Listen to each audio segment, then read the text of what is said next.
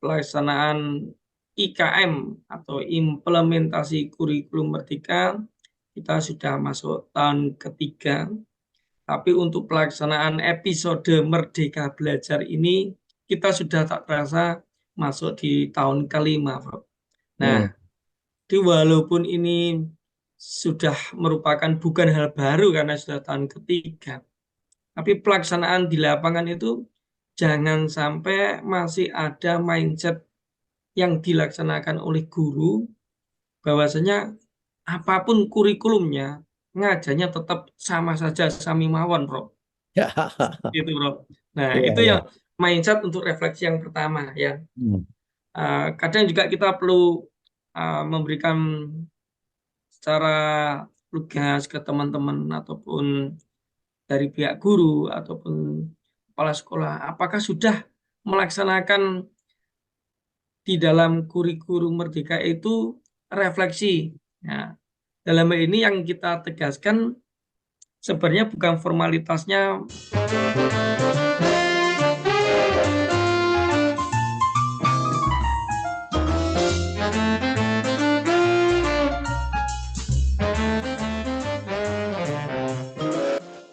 Pemirsa Suyanto.id, ketemu lagi.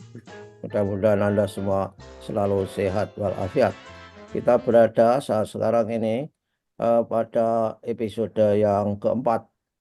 Kita berbicara masih mengenai implementasi kurikulum merdeka. Pertanyaannya adalah, apa yang perlu direfleksikan dari proses implementasi itu bagi para guru supaya mereka bisa memperbaiki kinerjanya di dalam proses belajar mengajar. Nah, materi ini akan kita bahas bersama narasumber kita, yaitu Mas Heri Teguh Wiono MPD. Beliau adalah guru SMP Negeri 2 Karanganyar, Kabupaten Ngawi. Sekaligus inilah editor channel kita yang berada di balik suyanto.id.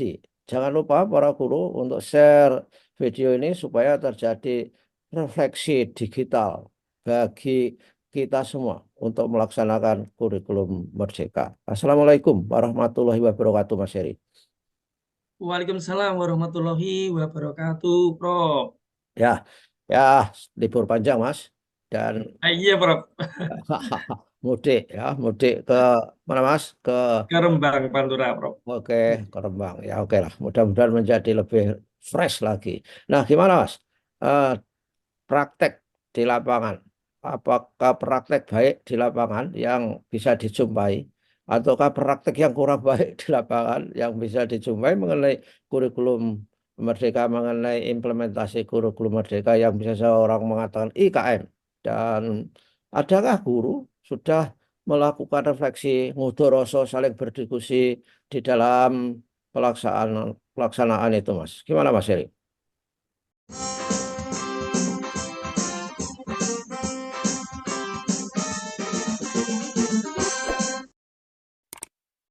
Sebagaimana kita ketahui di pelaksanaan IKM atau implementasi kurikulum merdeka, kita sudah masuk tahun ketiga.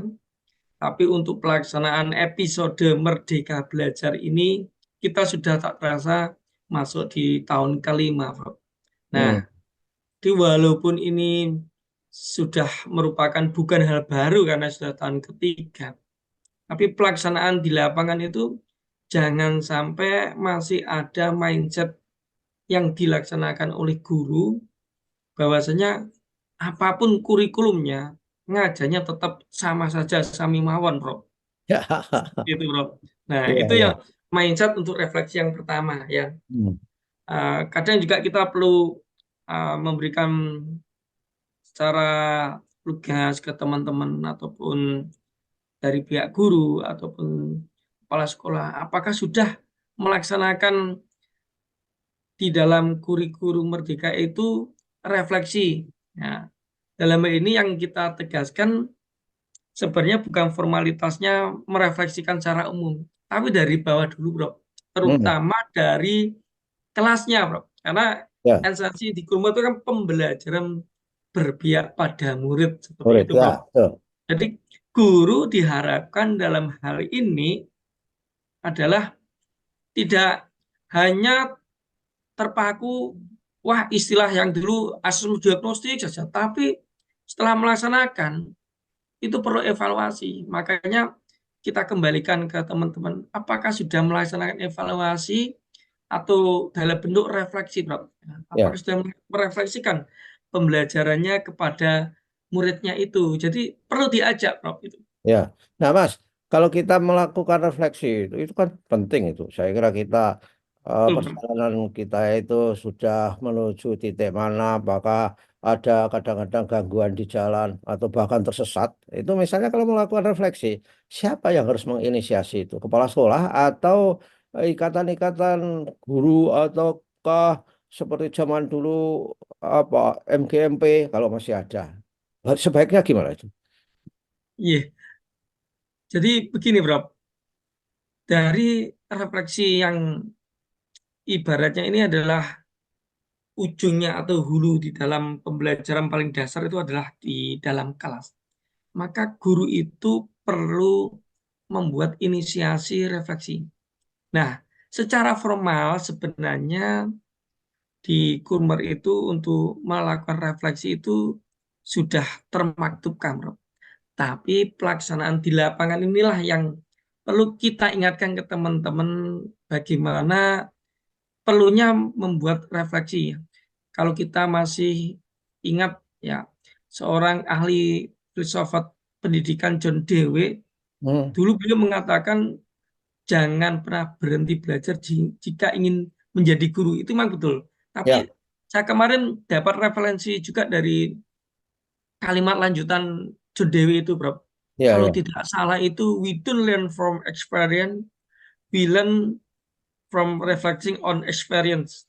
Manusia tidak belajar dari pengalaman, Bro, Hmm. tetapi dari refleksi atas aneka peristiwa yang dialami. Hmm. Nah, ini kita perlu tidak hanya membaca dari pernyataan beliau itu, tapi bagaimana implementasi kurikulum Merdeka terutama di dalam pembelajaran oleh guru itu perlu guru itu ya paling tidak di dalam kalau dulu namanya RPP dalam modul ajar itu kalau dalam bagian kan ada pembukaan inti dan penutup. Di penutup itu jangan hanya kesimpulan dan saran, tapi refleksinya itu dibuat waktu khusus, Bro. Walaupun itu tidak Oke. boleh lama ya, paling tidak 3 sampai 4 menit sudah cukup, Bro, seperti itu. Jadi di Jadi perlu apa perencanaan itu memang ada kolom atau apa template-nya itu bahwa guru harus melakukan refleksi gitu ada ya. ya di dalam Merdeka Belajar di episode pertama dulu ada istilah RPP 1 lembar, tapi sekarang di era Kurmer ada modul ajar. Nah, di modul ajar itulah perlu di dalam sistematikanya penekanan refleksi itu dijelaskan lebih detail, Prof, seperti itu. Walaupun hanya sekedar membuat testimoni, membuat refleksi pemahamannya dengan tanda bintang atau apa, atau mungkin umpan balik digital melalui form dari QR code atau apa itu sangat perlu, Prof. Nah, budaya inilah, Prof, yang perlu kita tekankan, Prof, dan perlu untuk menjadi pembiasaan bagi guru-guru di dalam program guru penggerak itu juga setiap kegiatan itu ada refleksi, Bro. Tapi Ya. saya tanya teman-teman juga itu hanya sekedar pada saat Hmm. kegiatan programnya saja. Nah, ini perlu di pendidikannya guru penggerak itu juga ada kegiatan refleksi yang bagus, tapi kita praktikanlah Hmm. Ya. bagaimana merefleksikan pembelajaran itu ke siswa kita, Bro. Seperti Ya. itu, Bro. Ya, dan ini Mas, saya kira itu memang passion itu. Kalau kalau orang Betul, Bro. sudah melakukan refleksi itu kebutuhan kepuasan diri ya. Tapi kalau itu dilakukan, insya Allah kalau guru itu mengalami kepuasan dalam melayani, kalau dalam istilah bisnis itu adalah customer satisfaction. Jadi bagaimana supaya customernya itu puas. Nah, guru kan harus memuaskan stakeholder, ya murid, orang tua, kepala sekolah, kemudian jenjang-jenjang pendidikan selanjutnya, itu saya kira lebih bagus. Nah, peran ini Mas, peran organisasi guru, misalkan saja IGI atau PGRI itu bisa nggak diajak seperti itu, Mas? Tapi itu kalau mengandalkan channel-channel formal, saya yakin sulit terjadinya. Misalkan saja sekolah, ayo kita melakukan refleksi bareng-bareng. Itu kalaupun ada, itu hanya karena apa? Legitimate power kepala sekolah. Syukur kalau ada kepala sekolah yang begitu. Kalau nggak ada, gimana Mas? Ini untuk ke depan. Nah, betul sekali, Rob. Prinsip kolaborasi itu tidak boleh ibaratnya bahasa Jawa itu jaga nih, ya, Rob. Ya, Jaga ya, nih. Nanti ada pelatihan supaya membahas tema refleksi itu dilakukan oleh dinas tempat atau BPGB dan seterusnya, Rob. Boleh kolaborasi melibatkan misalnya organisasi profesi seperti itu, Prof. Tapi dalam hal ini sebenarnya kalau kita merenungkan sebagai esensi bahwasanya kalau kita melakukan suatu refleksi, kita sebagai pendidik itu kan sebenarnya untuk mengenali diri saya sendiri, ya, betul. untuk mengetahui kekuatan, kelemahan, apa yang telah kita lakukan terhadap murid kita itu, dan murid itu memberikan feedback berupa refleksi itu, Prof.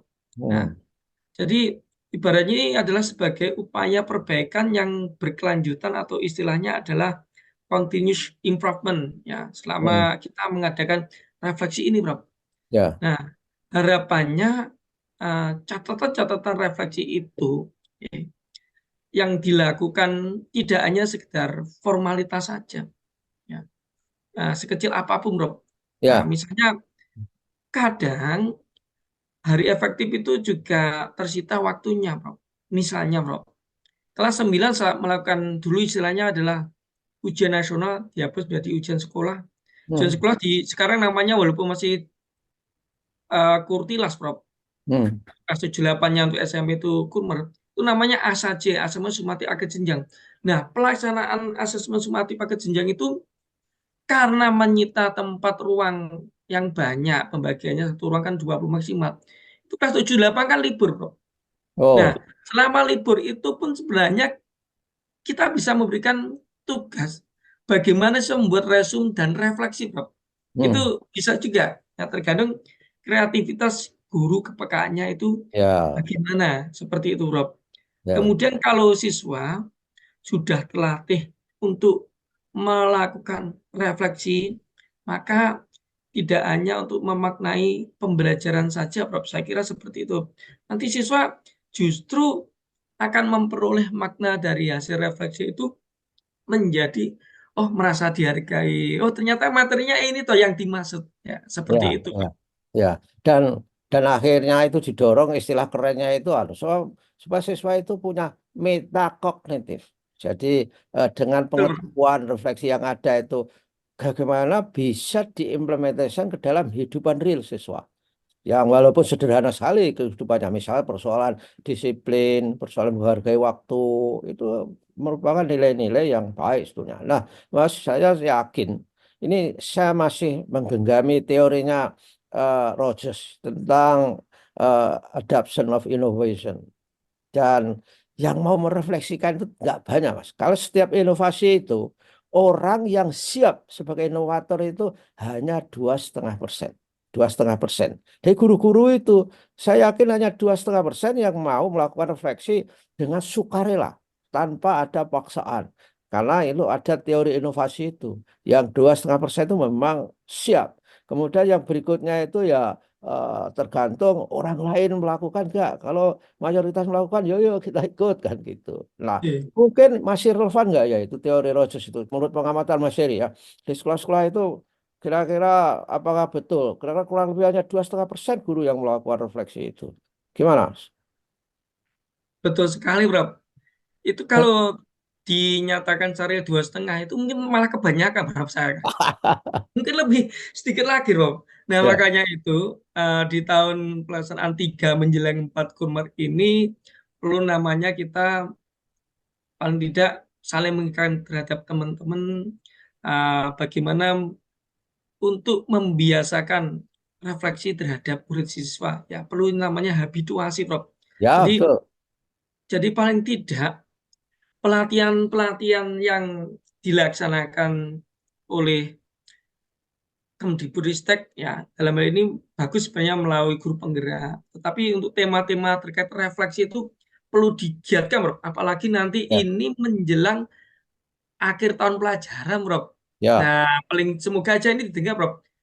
Di bulan Mei Juni ini ada pelatihan terkait bagaimana refleksi guru yang baik terhadap murid itu, Bro. Sebenarnya saya rasa ada sih dulu, tapi ini perlu digaungkan lagi, Bro. Karena memang dari angka menurut tadi Bro John siapa di saya lupa itu, Rogers Everett, ya, ya Rogers, just perfect ya, itu Bro, itu 2,5, tapi kenyataannya saya rasa di bawah angka 2,5% seperti Bro. Oleh karena itu langkah kecilnya sebenarnya kita tidak hanya untuk menunggu dari bagaimana Kemdikbud atau Dinas Pendidikan untuk mengadakan pelatihan saja. Paling tidak ini masih ada 2 minggu efektif sebelum asesmen kenaikan kelas, Prof, untuk mm, mengajak siswa merefleksikan selama satu semester ya, itu bagaimana materinya, bagaimana pembelajarannya, dan yang terpenting, Prof, dalam kita merefleksikan ini, kita perlu mendampingi siswa dengan baik, seperti ya, itu. ya, oke lah. Dan ini mudah-mudahan perbincangan kita ini juga didengar oleh guru, kepala sekolah, dan pembuat kebijakan. Ini kan usulan baik dan usulan yang sangat positif. Dan refleksi itu juga penting di samping PMM yang bikin guru-guru tua, maksudnya aplikasi yang di PMM yang bikin guru-guru tua apa pusing gitu ya. Jadi refleksi bagian dari pikiran yang solutif dan alternatif. Baik Mas, saya kira sudah banyak informasi yang menggugah. Mudah-mudahan tergugah dan kita tetap selalu berada di channel ini untuk memberi masukan-masukan kepada pembuat kebijakan dan para guru kita. Terima kasih Mas ya atas kehadirannya dan Nggih, sami, Prof. kita ketemu lagi di minggu depan atau kapan. Wassalamualaikum warahmatullahi wabarakatuh. Waalaikumsalam warahmatullahi wabarakatuh. Matur suwun, Prof. Terima kasih.